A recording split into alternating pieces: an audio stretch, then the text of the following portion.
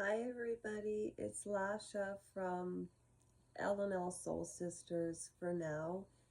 The main channel I use is High Voltage. I just wanted to let you know I am reading Ask Not, and I'm picking up where I left off this morning.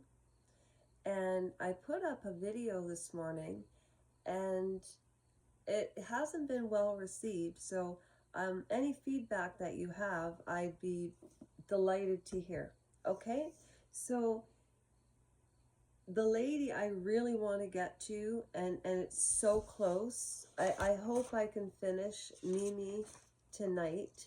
Not that her story is any less than, but Marilyn Monroe, as I told you in my previous video, Marilyn Monroe, as I told you in my last video, my aunt had this book, and I tell you, I've been thinking about it all day today, and I thought, what happened to that book? And I have to ask my mom. It would have gotten lost somewhere in a move, and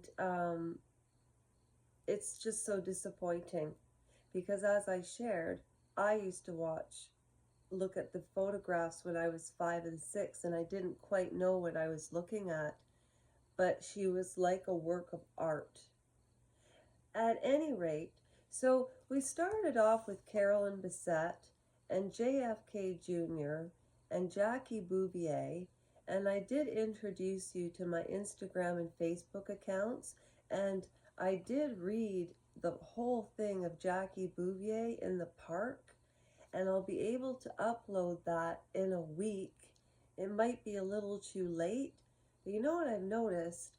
I've gone back to old footage because I've had this channel since March the 23rd of 2023, and I know something exciting is going to happen on the 24th of August of 2024. So it's been about a year and a half, and I've thoroughly enjoyed it, and I've met some very nice people. So I couldn't have asked for anything more. But you're here to hear about this, so let's just get to it. One of the things that I recall just from memory, is Carolyn Bessette. I distinctly remember in the book they talked about how she was a real hippie, and her she used a lot of you know, in Canada how it snows a lot. Well, that was her way of staying thin. Now, back in the 80s and the 90s, that was a little more prevalent. You don't hear much of, well, I don't know. I don't pay attention to that. Thank goodness. Thank goodness, thank goodness, thank goodness. And everybody should pray for those that have addictions and heartache. And I really mean that. And I'm going to church on Sunday. Go figure. It's the truth. So Carolyn Bessette, to me, was very shallow and narcissistic. And remember, she was the alpha, and JFK was the beta, and she was like the only woman in the world that couldn't say no. And she worked for Calvin Klein, and that's how they met. And so there's different characters in the book, and JFK, with the kayaking with his girlfriend I think it was Christina, and he was using his cap to try to get the water out because he didn't have the slides in the kayak to keep the water out. So not only would he put himself at risk, and even the day before the crash, he just had his cast taken off, and he was using a cane.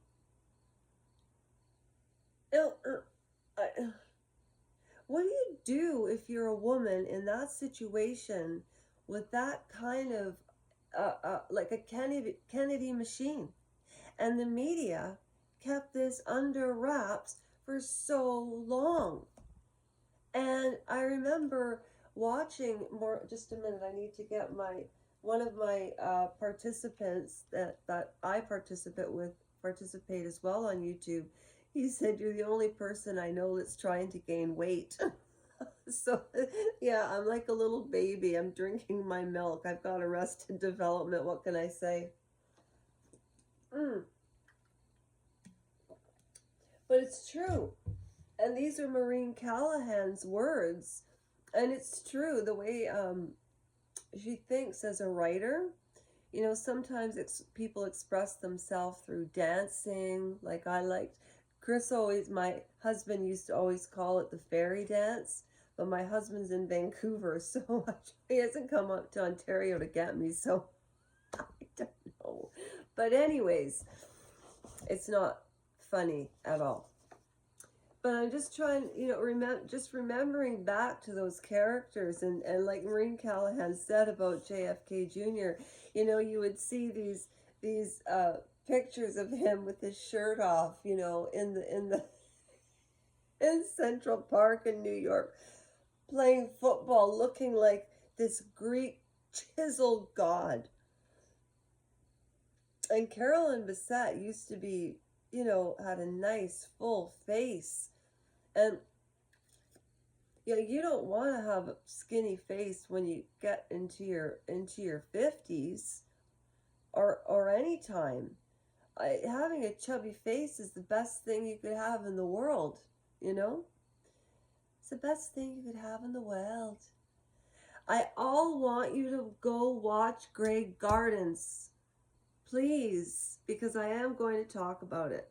So where we're going to pick up, where we are going to pick up off of is page 48, which is still is still the relevant story of Mimi Beardsley and Diane DeVego. Okay? And apparently JFK, he had these skinny little legs.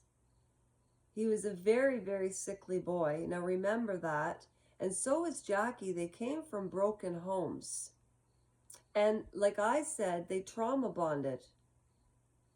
That's in my opinion, that's what they did. Just like an ex-boyfriend I had. It was trauma bonding. But at any rate. Okay, so at any rate, after that situation with Mimi, she went into the bathroom, and it was the first lady's bathroom, and she was a virgin, so there were certain things that needed to be cleaned out of a human being during those types of intimate, not intimate interactions. I digress.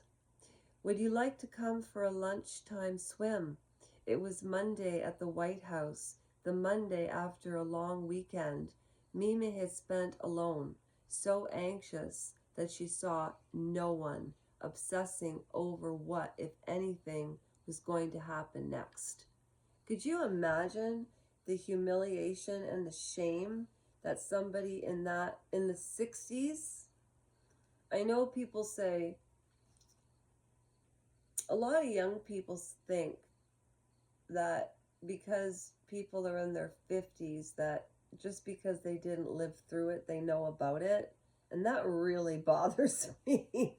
It's like me watching that movie, The Survivor, about an Auschwitz survivor who was a boxer. His name is Ben Foster. He's an excellent actor. I just find it really hypocritical. But anyway, you just have to respect your elders, and that's just not the way it is anymore. I don't know what's going on. Okay, so it was Monday at the White House, the Monday after a long weekend Mimi had spent alone. Dave Powers was on the phone again, inviting Mimi to join the president. Word around the West Wing was that President Kennedy had just returned from spending his weekend with his wife and children, at Glen Ora, their country house in Virginia. That meant Mimi had been on the president's mind all weekend. Ugh. Mm. How could she say no? I don't know. That's a conundrum. See, it's not a curse, it's a conundrum. These men were okay. How could, okay, besides, it was clear that Dave Powers wasn't asking, the president was.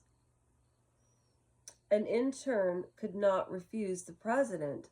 See, this is, okay, I've got to save this to the end. So Mimi rose from her desk at lunchtime and made her way to the locker room, slipping on one of the many bathing suits, all different styles and sizes. So she gets to the White House and the girls and women and the secretaries, but this was treated as totally normal. So, you know what I take from that as totally normal?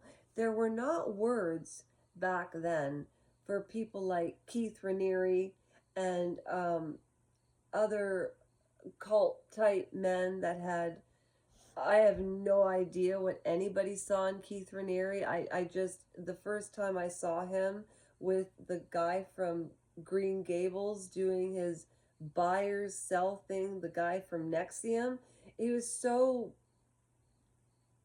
physically repulsive, like, because he was gross inside, right? But what I'm trying to say is it was normalized. Now we have a word for that. Normalized. Back then, see, that's why language evolves. I get that. I understand. But still, there are some words like gay, which means happy. I just don't understand how that turned to a gender identification, which is fine. I just, how did that evolve is my question. That's all I'm asking. But at any rate, so it was very normalized because there were other girls around there doing that around the same age. So it's almost like he was grooming them, you know? The president needing company for the afternoon swims that schooled his, okay, the bad back. But do you know that was a real issue with him? He must have been on a lot of medication and drinking. Sometimes I wonder how clear his head really was. The president needing company. Okay, so Mimi was very afraid to see her reaction to the president and know that they had been, and the word is used, intimate. It's not the word that I have to change it to. It actually says intimate right there. Strike the monkey. Anyways, would they laugh? Would they laugh? You know, you're uncomfortable. And again, remember, she said even in her 60s, she didn't understand what happened, because that would have been surreal. Hey, Sophie Ann?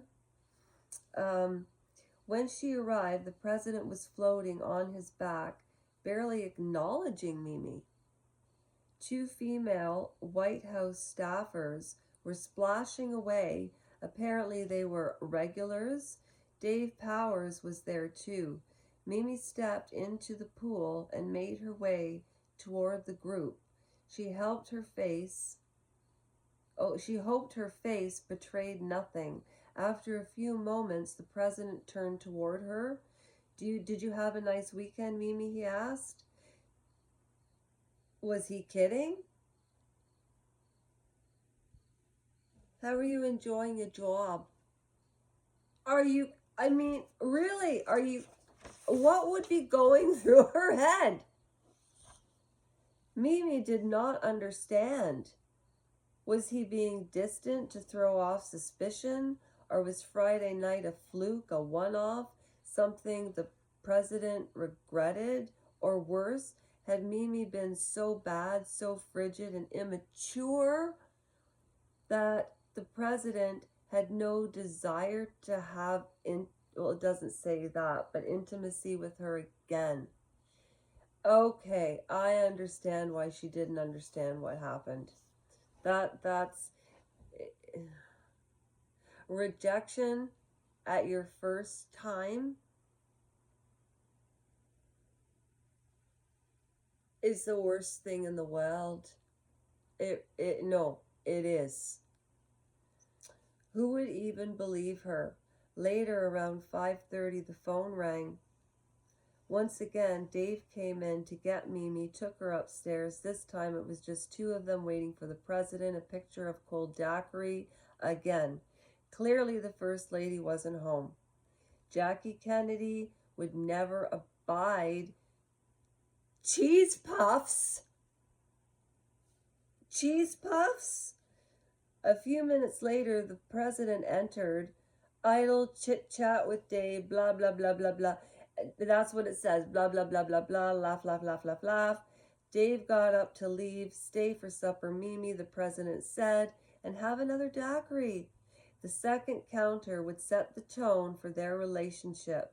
Mimi would be welcomed upstairs only when the First Lady was away, and it was her job to remind him of the simple pleasures, small talk shared, bubble baths, and, hasty though it always was. That is absolutely disgusting. Well, my dear, you have the advantage here. You know that I'm Jack Kennedy, but I don't know who you are. Oh, but just go ahead and take her virginity. So that is the way I will leave tonight because it's making me really mad. Page 51. Like, this really ticked me right off. Ask not.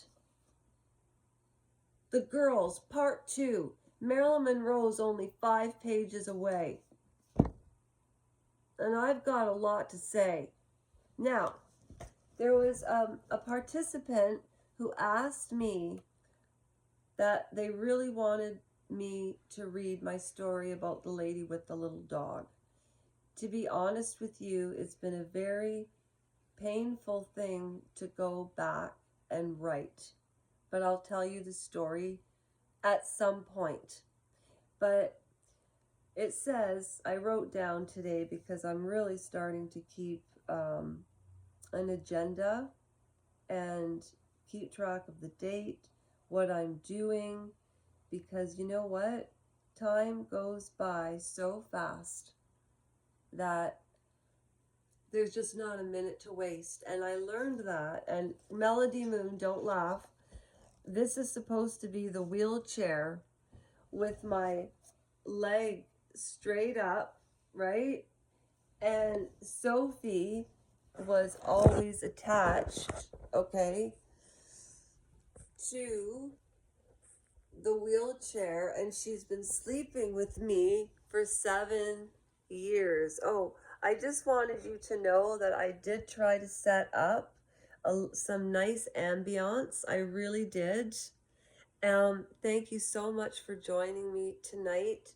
And I know I'm a little slower with the read, but I really appreciate it. And Random Citizen, I worked tonight in the kitchen, and guess what? I even came home, did my hair, I used alcohol to get the, did I say that at the beginning? Okay, I'm tired. I better go to sleep. Okay, good night, everybody. And that is oh, wait a second. That is a wrap. Okay, bye. Have a great night, and I will see you tomorrow at some point.